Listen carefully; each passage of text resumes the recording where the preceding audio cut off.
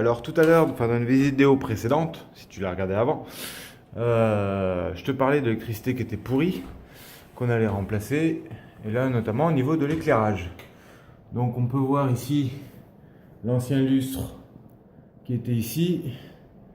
Donc les câbles très abîmés, là, les fils tissus, c'est vraiment une catastrophe. On se demande comment ça se fait qu'il n'y a pas eu de feu avant. Enfin avant, il n'y en a pas eu d'ailleurs, mais heureusement. Donc remplacé par un nouveau DCL, avec quelques petits trous de test parce que je ne trouvais pas où passer entre la briquette et le parquet du dessus. On bouchera au map, hein. Et ici donc l'interrupteur d'origine. Donc je sais pas si on voit à l'intérieur, c'est dans le même état. Vraiment catastrophique. Alors on a dit qu'on allait remplacer tout ça par ce petit interrupteur sans fil, sans pile et océan. Vous voyez, on voit les petites bornes pour se raccorder, donc super. On va pouvoir démonter l'ancien, mettre celui-ci à la place.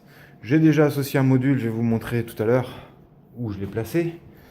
Et si on regarde, on va essayer de mettre ensemble. Et voilà, je sais pas si tu vois, c'est vraiment instantané.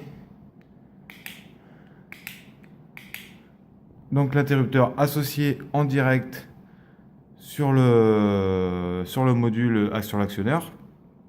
Ce qui permet dans ce cas de s'affranchir d'une box domotique.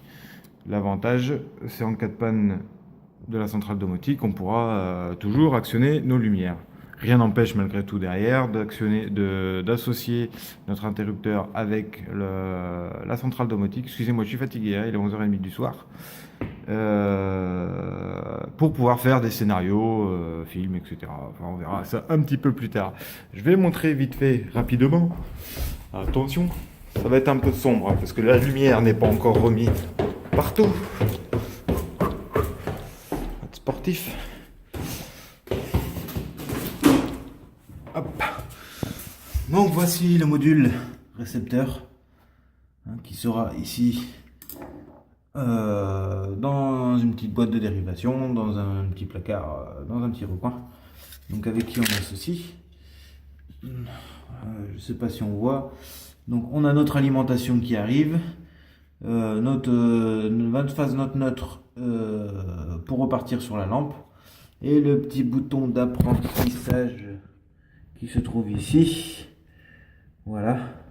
Donc pour appairer l'interrupteur avec, c'est pas compliqué, on prend un tout petit tournevis, on appuie sur le LRN, Learn. Une fois que c'est appuyé, vous avez juste à enclencher l'interrupteur pour envoyer le code. Le récepteur va prendre le code. Et après, il n'y a plus qu'à faire